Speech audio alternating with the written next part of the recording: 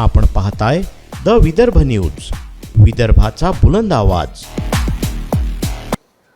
ते मग त्यांनी या विषयासाठी जरा जास्त ताकद लावणं फार महत्त्वाचं आहे।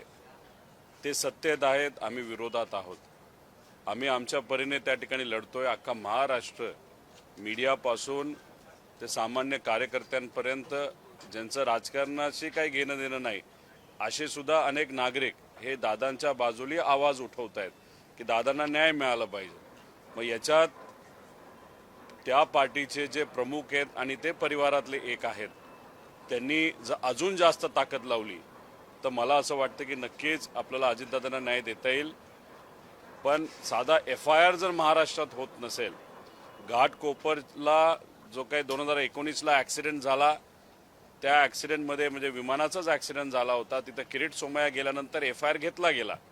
त्या FIR मध्ये आणि या FIR मध्ये काहीच फरक नाही। पण अजितदादांचा FIR या महाराष्ट्रामध्ये इथं असणाऱ्या पोलीस प्रशासन जर तिथं घेत नसेल तर मग ह्याला काय आपण म्हणणार? मग जे सत्तेत आहेत त्यांच्यात ताकद असेल तर थोडी ताकद लावून FIR तर होऊ द्या आणि दिल्लीत जाऊन काही लोकांशी, मोठ्या नेत्यांशी जाऊन जर पाठपुरावा केला तर नक्कीच त्याचा फायदा होईल। पण बघा, काल VSR कंपनीचा मालक म्हणजे VK सिंग हा CIDला भेटण्यासाठी आला होता। पोलिसांना भेटण्यासाठी आलेल्या माणसाबरोबर तुम्ही आसपास जर बघितलं तर बंदूकधारी सिक्युरिटी सुद्धा होती। 11-11:30 वाजता VK सिंग CID कार्यालयामध्ये आले असं आम्हाला कळलं। पार नाश्त्यापासून जेवणापर्यंत आणि कदाचित आम्हाला असंही कळलं की संध्याकाळी अर्धा एक तास त्यांना टीव्हीवर क्रिकेटची मॅच सुद्धा तिथं दाखवली। त्याच्याचबरोबर येतानाचं फुटेज आपल्याकडे आहे, पण जाताना ते कुठल्या गाडीत गेले हे लोकांना कळलं नाही। मीडियाशी आणि तिथं असणाऱ्या कार्यकर्त्यांशी बोलल्यानंतर एवढंच कळलं की काळा बाजार करणारा हा जो VK सिंग आहे त्याला पोलिसांच्याच काळ्या गाडीमध्ये, काळ्या काचेच्या गाडीमध्ये बाहेर काढण्यात आलं। म्हणजे एवढी VIP ट्रीटमेंट तुम्ही एका क्रिमिनल इन्व्हेस्टिगेशनमध्ये असणाऱ्या प्रमुख जो कोणी क्रिमिनल या अंगाने आपण त्या व्यक्तीकडे बघत आहात त्याला जर तुम्ही VIP ट्रीटमेंट देत असाल तर हे म्हणजे फारच दुःख करणारं आहे। आज संध्याकाळी 4 वाजता मी CIDला जाणार आहे। माझ्याकडे जी काही कागदपत्र नवीन आलेले आहेत मी त्यांना ती देईलच। पण त्याच्याचबरोबर त्यांनी आम्हाला सांगितलं होतं AIBचा रिपोर्ट हा आल्यानंतर आम्ही FIR करू। मग आज जाऊन आम्ही त्यांना विचारणार आहोत की तुम्ही FIR करणार आहात का? तसं बघितलं तर लिगली ते FIR केलं पाहिजे, पण बघूया। त्यामुळे सत्तेत असणारे, दादांबरोबर काम करणारे, दादांच्या फार जवळचे असणाऱ्या सर्व लोकांना मला एवढं सांगायचं, तुम्ही सत्तेत असताना सुद्धा इन्व्हेस्टिगेशन ज्या दिशेने जायला पाहिजे, ज्या ताकदीने इन्व्हेस्टिगेशन व्हायला पाहिजे, पारदर्शक पद्धतीने व्हायला पाहिजे, FIR त्या ठिकाणी घेतला गेला पाहिजे। दुर्दैवाने त्या गोष्टी होत नाहीत। याच्यावरनंच समजून घ्या सत्तेत असून सुद्धा काही प्रमाणात तुम्हाला अजितदादांना न्याय देता येत नाही। त्यामुळे कृपा करून तुमचीही ताकद, तुमच्या सत्तेचा वापर करून कुठंतरी या इन्व्हेस्टिगेशनला दिशा देण्यासाठी प्रामाणिकपणे प्रयत्न करा, एवढीच विनंती त्या लोकांना मी त्या ठिकाणी करतो।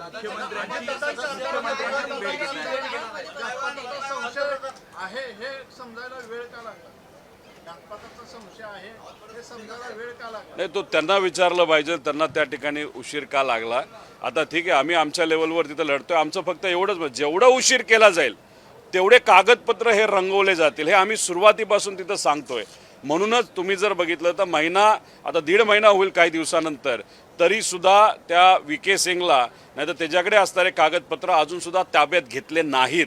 आणि मग त्या अनुषंगाने कुठंतरी हे इन्व्हेस्टिगेशन मॅनेज केलं जातंय, काही लोकांना वाचवलं जातंय असं आपल्याला म्हणावं लागेल। सुरुवातीपासून आम्ही म्हणतोय की ह्याच्या मागे काहीतरी कॉन्स्पिरसी आहे, पण कॉन्स्पिरसी आहे असं बोलून सुद्धा, बरेच पुरावे देऊन सुद्धा इन्व्हेस्टिगेशन काही योग्य दिशेने गेलं नाही। CBIकडे प्रस्ताव पाठवला असं म्हणतात।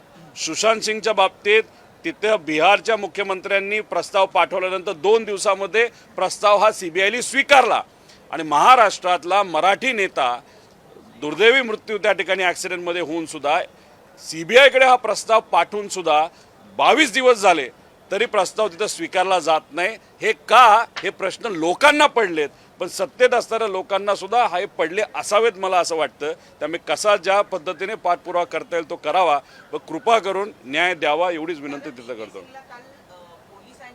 गाडीमधून नेण्यात आलं अशी माहिती कळते आहे. त्यामुळे राजकीय दबाव आहे का सीआयडीवर सुद्धा असं तुम्हाला वाटतं? मी सुरुवातीपासून सांगतो VK सिंगला वाचवलं जातंय. आता याच्यामध्ये 2023ला एकनाथ शिंदे साहेबांचं विमान जे महाराष्ट्रातून म्हणजे मुंबईतून ते उडालं, बहारेनला गेलं, बहारेनवरनं मी इराण आणि इराकचं काय गोष्टी सांगितल्या, तिथेही VK सिंगचंच विमान होतं आणि ते एक फार मोठा गोंधळ त्या ठिकाणी तिथं झाला होता. त्याच्यामध्ये एकनाथ शिंदे साहेब ज्या विमानात होते ते विमान इराणच्या गव्हर्नमेंटकडनं नाही तर त्या डिफेन्सकडनं हे पाडण्यात सुद्धा येऊ शकलं असतं. माझा मराठी नाही तर महाराष्ट्राचा एखादा VIPला तशी परिस्थिती नाही तर त्या सिच्युएशनमध्ये टाकलं जात असेल तरी VK सिंगला वाचवलं जातं. आणि इथं दादांचा ॲक्सिडेंट त्याच्याच विमानात झाल्यानंतर बरेच पुरावे हे VK सिंग नाही तर त्याच्या मागे असणारी जी काय कॉन्स्पिरसी हे देऊन सुद्धा VK सिंगला जर वाचवलं जात असेल तर VK सिंगच्या पाठीमागे खूप मोठा हात आहे. हे सुरुवातीपासून आम्ही सांगत आहोत. अनेक मोठ्या नेत्यांची नाही तर त्यांच्या जवळच्या व्यक्तींची विमानं VK सिंग स्वतःच्या कंपनीच्या माध्यमातून उडवतो. बऱ्याच लोकांचा पैसा VK सिंगच्या कंपनीमध्ये असला असल्यामुळे त्याचे पुरावे आम्ही दिले असल्यामुळे VK सिंगला वाचवलं जातं. पण या चिरकुट माणसाला वाचवण्याच्या नादामध्ये अजितदादांचा जो काही घातपात नाही तर घात झाला नाही तर ॲक्सिडेंट झाला, अजितदादांना मात्र त्या ठिकाणी न्याय देता येत नाही. ही फार दुर्दैवी गोष्ट आहे. विमानं जी आहे ती ग्राउंड केली गेली पाहिजे अशी सुद्धा मागणी अजित पवार कुटुंबियांच्या वतीनं करण्यात आल्याचं कळतं. नाही केवळ 4 विमानं जी ग्राउंड करण्यात आलेली आहे तेवढ्यावर भागणार नाही. इतर विमानांचा वापर अजूनही महाराष्ट्रातले VIP करतायत असं दिसून येतं. मी तीच भूमिका मांडतोय, जयली सुद्धा तीच भूमिका मांडली. त्याचं कारण असं आहे की दादांच्या बाबतीत जे घडलं ते दुसऱ्या नेत्यांच्या बाबतीत घडू नये.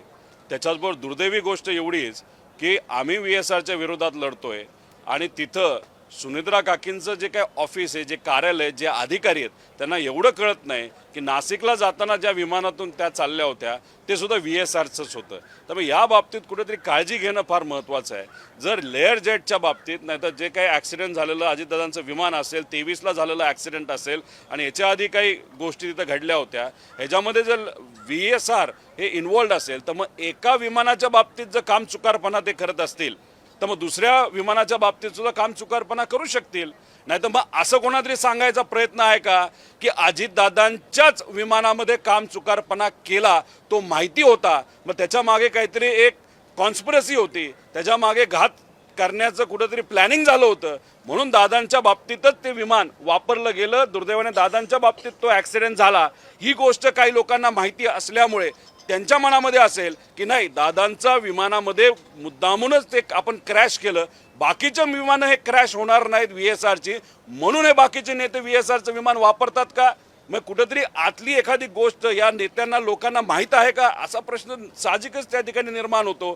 त्यामुळे जर दादांच्या विमानाच्या बाबतीत जर ॲक्सिडेंट झाला असेल आणि त्यात काही नॉन कम्प्लायन्सेस असतील हे DGCRच म्हणतं आहे तर मग त्या बाबतीत बाकी विमानामध्ये सुद्धा नॉन कम्प्लायन्स असू शकतो आणि ॲक्सिडेंट होऊ शकतो. त्या बाबतीत काळजी घ्यावी. DGCAच्या रिपोर्टामध्ये त्रुटी आहेत असं अजित पवारांच्या आमदारांचं म्हणणं आहे आणि मुख्यमंत्र्यांकडे त्यांनी त्या संदर्भामध्ये मागणी करणार असं सुद्धा म्हटलेलं आहे. हे उशिरा आलेलं शहाणपण आहे की आता कुठेतरी त्यांना सुद्धा वाटतंय की काही गोष्टी चुकीच्या घडल्या आहेत, तुमच्याशी काही बोलणं झालंय? नाही, त्या बाबतीत माझं कुठेही काय बोललं नाही. ठीक आहे, उशिरा काही प्रमाणात त्यांच्याकडनं पुढाकार घ्यायला सुरुवात झाली असली तरी ते पुढाकार घेत आहेत ही चांगली गोष्ट आहे. कारण का या लढ्यामध्ये एक विरोधात असणारा आमदार नाही तर एक पार्टी ज्याच्यामध्ये आम्हाला सुप्रियाताईंची मदत आहे, आमच्या पार्टीची मदत आहे, कार्यकर्त्यांची आहे, सगळ्यात महत्त्वाचं मीडियाची मदत या अजितदादांना न्याय देण्यासाठी खूप मोठ्या प्रमाणात आणि महाराष्ट्रातले लोक सोशल मीडियावर त्या ठिकाणी लिहित आहेत. तर नेते जे सत्तेत आहेत त्यांनी सुद्धा जर मदत केली तर नक्कीच त्याचा फायदा होईल. उशिरा का काय तो त्यांचा विषय, पण आता तरी मदत करून FIR होणं, FIR का व्हावं कारण का त्या दिशेने आपल्याला ते इन्व्हेस्टिगेशन तिथं नेता येईल, काही डॉक्युमेंट्स आपल्याला मिळतील आणि त्या डॉक्युमेंटचा अभ्यास करून नक्कीच काय खरं घडलं हे आपल्याला तिथं कळू शकतं. रोहित पवारजी, खरं तर अजित पवारांचा हा विमान अपघात जरी असला तरी काही लोकांकडनं असा संशय व्यक्त केला जातोय की हा सुनियोजित मर्डर आहे. या सगळ्या संदर्भात सातत्यानं वाच्यता पण होते. स्वतः पवार कुटुंबीय अर्थातच सुनेत्रा पवार, पार्थ पवार यांच्याकडनं देखील या विमान अपघाताच्या संदर्भात शंका उपस्थित केलेली आहे. मी हेच म्हणतोय, आता बघा की अजितदादा कुठल्या कंपनीच्या विमानात गेले? VSR. आता VSR कंपनीच्या विमानात दादा गेल्यानंतर तरीसुद्धा दुसरे VSRची विमानं बाकीचे नेते आणि मोठे मोठे व्यावसायिक त्या ठिकाणी वापरत असतील तर मग कुठंतरी आपल्याला हेच म्हणावं लागेल की कदाचित काही लोकांना माहिती असावं की दादांचं जे विमान होतं त्याच्यामध्ये मुद्दामूनच काहीतरी घोळ केला होता आणि त्याचा तिथं ॲक्सिडेंट झाला आणि बाकीची विमानामध्ये घोळ नाही ते आपण वापरू शकतो. मग काही लोकांना हे माहिती आहे का की दादांचं विमान हे खराब होतं आणि मुद्दामून त्यांना दिलं आणि मुद्दामून त्या ठिकाणी त्याचा ॲक्सिडेंट केला.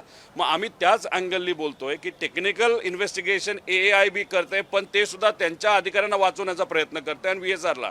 त्यामुळे याच्यामध्ये रूल 12च्या अंतर्गत जर इन्व्हेस्टिगेशन झालं तर आपल्याला क्रिमिनल पण करता येतं, त्याच्यामध्ये आपलं टेक्निकलसुद्धा करता येतं आणि त्याच्यावर एक वचक ठेवण्यासाठी आपल्याला एक कमिटीसुद्धा निर्माण करता येईल. उद्या परवा तेरवा 3-4 दिवस मी सुद्धा दिल्लीला जाऊन काही नेत्यांना त्या ठिकाणी भेटणार आहे. एकनाथ शिंदे साहेब आत्ता येत आहेत. महाराष्ट्रातल्या प्रमुख पार्टीच्या प्रमुख पैकी एकनाथ शिंदे साहेबांची भेट आमची राहिली होती. आज त्यांना भेटून मग उद्यापासून दिल्लीमध्ये सुद्धा पार्लमेंटमध्ये हा मुद्दा कसा घेता येईल याबाबतीत मी प्रयत्न करणार. हे आमचे प्रामाणिक प्रयत्न आहेत. यश येईल नाही येईल माहीत नाही पण शेवटी प्रयत्न तरी करतोय याचं समाधान आम्हा सगळ्यांना त्या ठिकाणी आहे. गेल्यानंतर पंतप्रधान नरेंद्र मोदींची सुद्धा पार्थ पवार भेट घेणार आहे. तुम्ही सुद्धा प्रयत्न केला होता अमित शहा आणि नरेंद्र मोदींची भेट. तुम्ही जाणार आहात का जर असं भेट होत असेल त्यांच्यासोबत? नाही, विषय एवढा आहे की ते सत्तेत आहेत. खासदार न होता सुद्धा ते आधी भेटू शकले असतील नाही तर भेटले सुद्धा होते. त्यावेळेस कुठंतरी ताकदीने पाठपुरावा करणं हे महत्त्वाचं होतं. कदाचित त्या बैठकीमध्ये चर्चासुद्धा झाली असावी असं आपल्याला म्हणावं लागेल. त्यामुळे खासदार होण्यासाठीच थांबणं हे योग्य नाही. पहिलं मिशन हे असावं की दादांना आपल्याला न्याय मिळावा आणि त्यानंतर पूर्ण राजकारण. त्यामुळे या अधिवेशनामध्ये सुद्धा अनेक मुद्दे हे खरं तर मला सुद्धा मांडायचे आहेत. पण विषय एवढाच आहे की जर आत्ता अजितदादांना आणि त्या ॲक्सिडेंटमध्ये खरं काय घडलं हे बाहेर येण्यासाठी मी तिथं प्रयत्न करतो. त्यामुळे याच मुद्द्यावर गेले काही महिने आणि पुढचे काही महिने त्याच्यावर त्या ठिकाणी लढून काय खरं घडलं हे लोकांसमोर कसं येईल यासाठी आम्ही प्रयत्न करतो.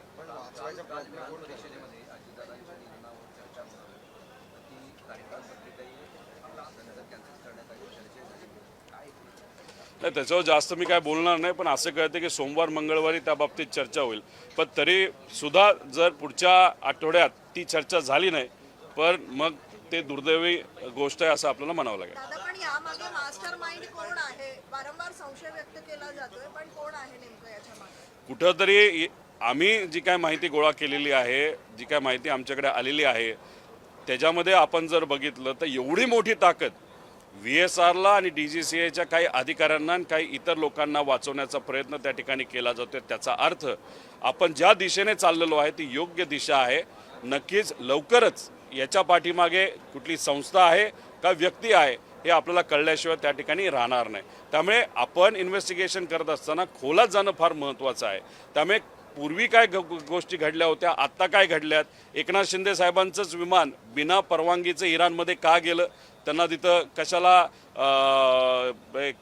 त्या डिफेन्सली काय इन्स्ट्रक्शन दिल्या होत्या याचंही इन्व्हेस्टिगेशन होणं महत्त्वाचं आहे. कारण एकनाथ शिंदे साहेब त्यावेळेस मुख्यमंत्री महाराष्ट्राचे होते, मराठी माणूस, आणि दादांच्या बाबतीत सुद्धा त्याच कंपनीच्या माध्यमातून ही घटना घडते. त्यामुळे या दोन्ही घटनेला कुठं काही लिंकिंग आहे का? त्यामुळे क्रिमिनल इन्व्हेस्टिगेशन करत असताना वेगळे अँगल त्याच्यामध्ये घेणं महत्त्वाचं आहे. पण दुर्दैव असं क्रिमिनल इन्व्हेस्टिगेशन अजूनपर्यंत सुरू झाली नाही. पण तुम्ही आणि आपण सर्वजण जो लढा लढतोय त्याचे जे प्रेशर येतं आहे म्हणून VK सिंगला कुठेतरी बोलावलं जातं. पण दुर्दैव असं VK सिंगला बोलून VIP ट्रीटमेंट दिली जाते.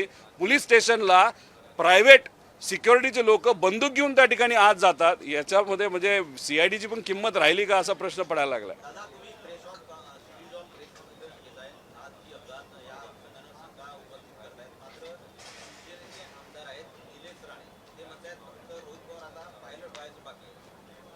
नाही, आता पायलट व्हायचं बाकी ठीक आहे, मला पायलट बनायचंच होतं. उद्या जाऊन कधीतरी पायलट बनेल त्यामुळे नका काळजी करू म्हणावं. आणि त्यांनाही सांगतो की VSRमधून ट्रॅव्हल करू नका. मी जेव्हा पायलट होईल, मी जेव्हा विमान उडवेल तेव्हा विश्वासाने माझ्या विमानात बसा. आम्ही काय घातपात करणारी माणसं त्या ठिकाणी नाहीत. पण त्यांनाच एक सांगायचं आहे की घातपात करणाऱ्या लोकांपासून त्यांनी तरी त्या ठिकाणी सांभाळून राहावं एवढं त्या ठिकाणी सांगतो. सर, कल VK सिंह की इंक्वायरी हुई CID द्वारा और आप दोहरा रहे हो कि उनको किसी तरह की VIP ट्रीटमेंट दी गई, क्या उन्हें स्पेशल ट्रीटमेंट दी गई? देखो VK सिंह सुबह 11 साढ़े 11 बजे CID के जो मुख्यालय पुणे में है वहाँ पे वो आए थे. उसके बाद हमको जो पता चला कि इंक्वायरी या उनके साथ बातचीत बहुत कम टाइम तक हुई, लेकिन उनको वहाँ पे 8 घंटा रखा गया. उस 8 घंटे में उनको चाय दी, कॉफ़ी दी, बिस्किट दी, खाना दी. शाम को तो इंडिया वर्सेस इंग्लैंड की मैच भी दिखाई।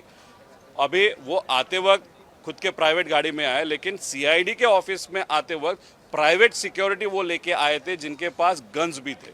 अभी सीआईडी के पास आप आ रहे हो, इन्वेस्टिगेशन वहाँ पे चल रहा है, वहाँ पे आप सिक्योरिटी लेके अगर आ रहे हो और वो परमिशन वहाँ पे मीडिया को आने की परमिशन नहीं है सीआईडी में, लेकिन आर्म्ड जो प्राइवेट सिक्योरिटी उनको वहाँ पे परमिशन वहाँ पे दी। उसी के साथ आते वक्त वीके से हम सबको दिखे, जाते वक्त दिखे नहीं। उसका कारण है कि पुलिस की जो गाड़ी थी ब्लैक कलर की, उसके ग्लासेस थे, उसमें उनको बाहर निकाला गया, ऐसे वहाँ पे कहा जाता है। अभी मीडिया से वीके सिंह क्यों डरता है, मीडिया से क्यों नहीं बात करना चाहता, और 8 घंटा आप उसको बिठाने के बाद थोड़े बहुत चर्चा वहाँ पे हुई, उसके बाद उसको क्या मतलब वहाँ पे क्या चर्चा है वो भी देखने की वहाँ पे ज़रूरत है। मैं खुद आज 4 बजे सीआईडी का मुख्यालय पुणे में वहाँ पे जा रहा हूँ। मेरे पास जो डॉक्यूमेंट्स आई है वो वहाँ पे हमको सबमिट करनी है, जो भी नए चीज़ें मेरे पास वो आई है, और मैं वहाँ पे सीआईडी को जाके पूछने वाला हूँ कि आपने बोला था कि एआईबी का रिपोर्ट पहला आने दो, उसके बाद हम एफआईआर करेंगे।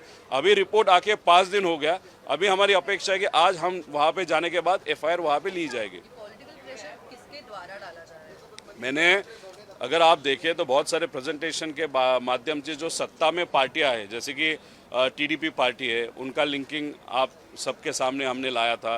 बीजेपी के कुछ इंडस्ट्रियलिस्ट है, उनका लिंकिंग लाया था। कुछ एमएलएज एमपी से है, बहुत पैसे वाले बीजेपी के एमएलए, उनका वहाँ पे लिंकिंग लाया था। उसी के साथ कोलकाता के जो खोखला कंपनियां हैं, जो जिसको खोखा कंपनी बोलते हैं, उसके माध्यम से 850 करोड़ कैसे लाए, और वो 850 करोड़ से 80 करोड़ वीएसआर में कैसे गए, वो भी प्रूफ हमने वहाँ पे दिया। मतलब यहाँ पे बहुत बड़ा पैसा और बहुत बड़ी पावर ये वीएसआर कंपनी के पीछे है, और इसके पीछे ये जो लोग हैं वो शायद प्रेशर ला रहे कि अजीत दादा को वहाँ पे न्याय न दिया जाए या इन्वेस्टिगेशन प्रॉपर्ली नहीं किया जाए, वीएसआर को बचाया जाए, जिसके कारण ये जो नेता है वो बचेंगे, और दूसरी बात जिनका पैसा इस कंपनी में वो भी बचेगा। मतलब पैसे को ज़्यादा महत्व वहाँ पे दिया जा रहा है, क्रिमिनल एंगल से कोई भी इन्वेस्टिगेशन वहाँ पे नहीं हो रही। और उसी के साथ मैं आपको यही बता रहा हूँ कि वीएसआर ये जो कंपनी इतनी खराब कंपनी है कि महाराष्ट्र का अगर उदाहरण दे, वो भी पॉलिटिकल उदाहरण दे, तो 2023 में एकनाथ शिंदे साहब जब ट्रैवल कर रहे थे टूवर्ड डावोस, तो बहरीन में उनका प्लेन रिफ्यूलिंग के लिए रुका था। उसके बाद ईरान में जब गया, तब ईरान के डिफेंस के लोगों ने उनको वहाँ पे इंस्ट्रक्शंस दिए थे, अगर आप 5 मिनट में वापस नहीं गए तो हमको शूट डाउन करना पड़ेगा प्लेन। मतलब वीएसआर तब भी था, एकनाथ शिंदे तब मुख्यमंत्री थे, महाराष्ट्र के बहुत बड़े नेता थे, और फिर आज दादा के साथ जो हुआ वो भी बड़े नेता थे, उप मुख्यमंत्री थे।